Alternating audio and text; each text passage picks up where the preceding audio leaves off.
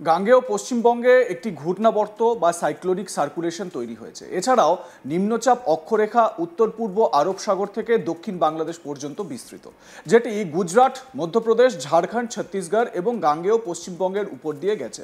অন্যদিকে মৌসুমী অক্ষরেখা দিল্লি থেকে ডাল্টনগঞ্জ হয়ে জামশেদপুর, দীঘার উপর দিয়ে উত্তর পূর্ব বঙ্গোপসাগর পর্যন্ত বিস্তৃত। এইসবের জেরে দক্ষিণবঙ্গে বৃষ্টির পূর্বাভাস দিয়েছে আলিপুর আবহাওয়া দপ্তর এবং দক্ষিণবঙ্গে ভারী বৃষ্টিপাত 24 ঘন্টা আগেই। আমি যদি কিছুটা পিছিয়ে যাই তাহলে দেখবেন যে বুধবার রাতেই একেবারে ঝেঁপে বৃষ্টি হয়েছে শহর কলকাতা সহ আশপাশের এলাকাগুলোতে এবং দক্ষিণবঙ্গের বিস্তীর্ণ অঞ্চলে এই বৃষ্টিপাত হয়েছে।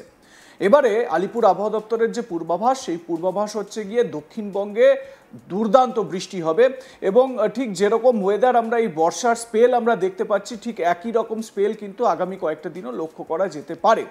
তো আবহাওয়াবিদ সোমনাথ দত্ত এ বিষয়ে কি বলছেন তার পূর্বাভাসে শোনাবো। আপার এয়ারে একটা সাইক্লোনিক সার্কুলেশন আছে। সেই সাইক্লোনিক সার্কুলেশনটি আজকে অবস্থান করছে নর্থ ওয়েস্ট বে অফ বেঙ্গল, মানে উত্তর পশ্চিম বঙ্গোপসাগর এবং তার সংলগ্ন গাঙ্গেয় পশ্চিমবঙ্গ এবং উড়িষ্যা কোস্টে।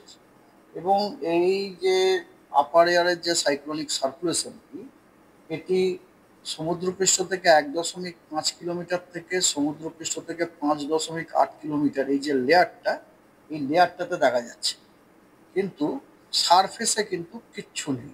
ঠিক আছে, সারফেসে কিচ্ছু নেই। আর এছাড়া যেটাকে বলে মৌসুমী অক্ষরেখা, মনসুন ট্রাপ পশ্চিমবঙ্গে আমাদের পাস করছে দীঘা দিয়ে পাস করে তারপরে ইস্ট সাউথ ইস্ট ওয়ার্ডস হয়ে নর্থ ইস্ট বে অফ বেঙ্গলে এটা ডুবে গেছে। আর আর আপনার এই কারণে, মানে এই সিনপটিক সিচুয়েশনের জন্য সপ্তাহের প্রথম 3 দিন, মানে আজ, কাল এবং পরশু, এই 3 দিন পশ্চিমবঙ্গের প্রত্যেকটা জেলারই অধিকাংশ স্থানে হালকা এবং মাঝারি বৃষ্টিপাত হওয়ার সম্ভাবনা রয়েছে। এবং সপ্তাহের লাস্ট 3 দিনে আর কি, অর্থাৎ 4, 5, 6, 7, সপ্তাহের প্রথম 3 দিন না, সপ্তাহের প্রথম 3 দিন কারেক্ট। এদিকে হচ্ছে 4, 5, 6, 7, মানে লাস্ট 4 দিনে উত্তরবঙ্গের প্রত্যেকটা জেলাতেই অধিকাংশ স্থানে হালকা এবং মাঝারি বৃষ্টিপাত হওয়ার সম্ভাবনা রয়েছে এবং দক্ষিণবঙ্গের প্রত্যেকটা জেলার অনেক স্থানে হালকা মাঝারি বৃষ্টিপাত হওয়ার সম্ভাবনা আছে। এবং তার সাথে সাথে কিছু জেলায় বিক্ষিপ্তভাবে থান্ডারস্টর্ম, লাইটনিং, ঝোড়ো হাওয়া এবং ভারী থেকে অতি ভারী বর্ষণেরও সম্ভাবনা রয়েছে। দক্ষিণবঙ্গে পূর্ব ও পশ্চিম মেদিনীপুর, কলকাতা, উত্তর ও দক্ষিণ 24 পরগনা, হাওড়া, হুগলি, বাঁকুড়া, পুরুলিয়া, ঝাড়গ্রাম এবং পূর্ব বর্ধমান জেলাতে ভারী থেকে অতি ভারী বৃষ্টির সতর্কতা জারি করা হয়েছে। বৃহস্পতিবারের পর দক্ষিণবঙ্গে বৃষ্টির পরিমাণ অনেকটা কমে যাবে বলে পূর্বাভাস দেওয়া হচ্ছে। কার্যত পরিষ্কার আকাশ, কখনো আংশিক মেঘলা আকাশ থাকবে, দু এক জায়গায় হালকা বৃষ্টির সামান্য সম্ভাবনা রয়েছে। জুন মাসে বৃষ্টি কম থাকলেও জুলাই মাসের রেকর্ড 593.6 মিলিমিটার বৃষ্টি হয়েছে। স্বাভাবিক বৃষ্টির পরিমাণ 362 মিলিমিটার। একবার ভাবুন, 362 মিলিমিটার স্বাভাবিক বৃষ্টির পরিমাণ, কিন্তু বৃষ্টি হয়েছে জুলাই মাসে 593.6 মিলিমিটার। স্বাভাবিকের থেকে 64% বেশি হয়েছে বৃষ্টি। গত বছর 328.4 মিলিমিটার বৃষ্টি হয়েছিল জুলাই মাসে। 28শে জুলাই পর্যন্ত স্বাভাবিক বৃষ্টির তুলনায় বেশি বৃষ্টি হয়েছে দক্ষিণবঙ্গে। 680.8 মিলিমিটার বৃষ্টি হয়েছে এই পর্যন্ত, মানে এখনো পর্যন্ত বর্ষার মরশুমে। স্বাভাবিক বৃষ্টির পরিমাণ 571.8 মিলিমিটার। স্বাভাবিকের থেকে 19% বেশি বৃষ্টি হয়েছে দক্ষিণবঙ্গে। বাঁকুড়া ও পুরুলিয়াতে অতিবৃষ্টি হয়েছে। দক্ষিণবঙ্গে ব্যারাকপুরে 110 মিলিমিটার বৃষ্টিপাত হয়েছে। কাঁথিতে বৃষ্টি হয়েছে 100 মিলিমিটার। আমতা, রামপুরহাট, তিলপাড়া ব্যারেজে 90 মিলিমিটার করে বৃষ্টি হয়েছে। ক্যানিংয়ে 80 মিলিমিটার ও আলিপুরে 70 মিলিমিটার বৃষ্টিপাত হয়েছে। রাজনগর, সিউড়ি, উলুবেড়িয়া এবং বাঁকুড়াতে 60 মিলিমিটার বৃষ্টি হয়েছে। দমদমে 50 মিলিমিটার বৃষ্টিপাত হয়েছে। কি বলছেন সোমনাথ দত্ত, শুনুন।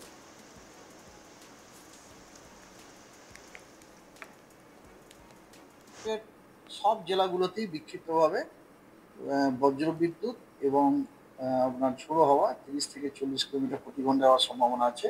এবং তার সাথে দুই বর্ধমান জেলা বীরভূম এবং মুর্শিদাবাদ এই জেলাগুলিতে দু এক জায়গায় বিক্ষিপ্তভাবে ভারী বর্ষণ হওয়ারও সম্ভাবনা রয়েছে।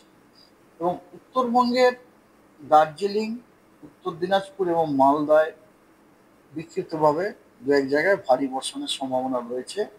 আর মালদা, দক্ষিণ দিনাজপুর, উত্তর দিনাজপুর, জলপাইগুড়িতে বিক্ষিপ্তভাবে ঝোড়ো হাওয়া এবং বজ্রবিদ্যুৎ থাকারও সম্ভাবনা রয়েছে।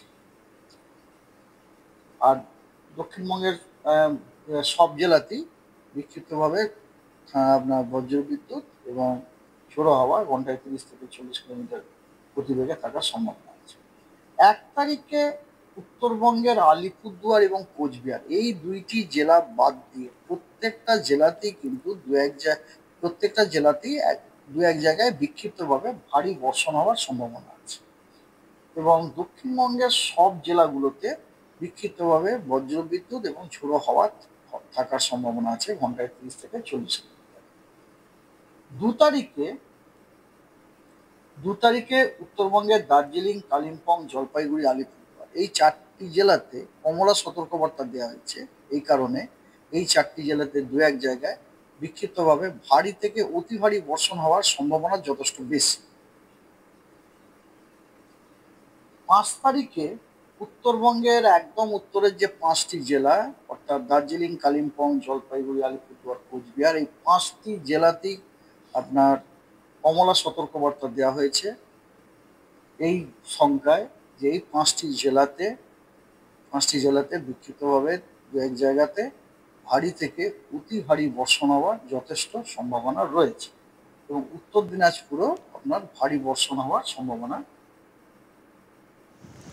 এবারে আসি উত্তরবঙ্গের আবহাওয়ার দিকে। উত্তরবঙ্গে দার্জিলিং, কালিম্পং, জলপাইগুড়িতে ভারী বৃষ্টির সতর্কতা জারি করা হয়েছে। সব জেলাতেই বিক্ষিপ্তভাবে বজ্রবিদ্যুৎ সহ হালকা থেকে মাঝারি বৃষ্টির পূর্বাভাস দেওয়া হয়েছে হাওয়া অফিসের তরফে। শোনাবো আবহাওয়াবিদ সোমনাথ দত্তের পূর্বাভাস।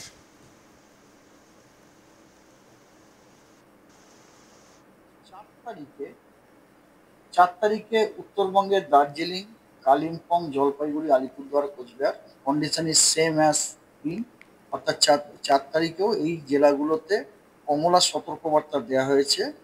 হ্যাঁ, কমলা সতর্কবার্তা হচ্ছে এই সংখ্যাতে যে এই জেলাগুলোতে দু এক জায়গায় বিক্ষিপ্তভাবে ভারী থেকে অতি ভারী বর্ষণ হওয়ার সম্ভাবনা যথেষ্ট বেশি। 5 তারিখে উত্তরবঙ্গের ওই পাঁচটি জেলায় অর্থাৎ একদম উত্তরের 5টি জেলাতে দু এক জায়গায় বিক্ষিপ্তভাবে ভারী থেকে অতি ভারী বর্ষণ হওয়ার সম্ভাবনা আছে। এবারে আসি আমাদের ক্যাপিটাল সিটি কলকাতায় এই প্রত্যেক দিনই আপনার ক্লাউডি স্কাই, সাধারণত মেঘাচ্ছন্ন আকাশ এবং দু এক পশলা বৃষ্টি থান্ডারস্টর্ম লাইটনিং এর সাথে। লাইক, কমেন্ট, শেয়ার করতে ভুলবেন না। দেখতে থাকুন আজ তাক বাংলা। সাবস্ক্রাইব করুন আমাদের ইউটিউব চ্যানেলটি, বেল আইকন প্রেস করুন নোটিফিকেশন পেতে।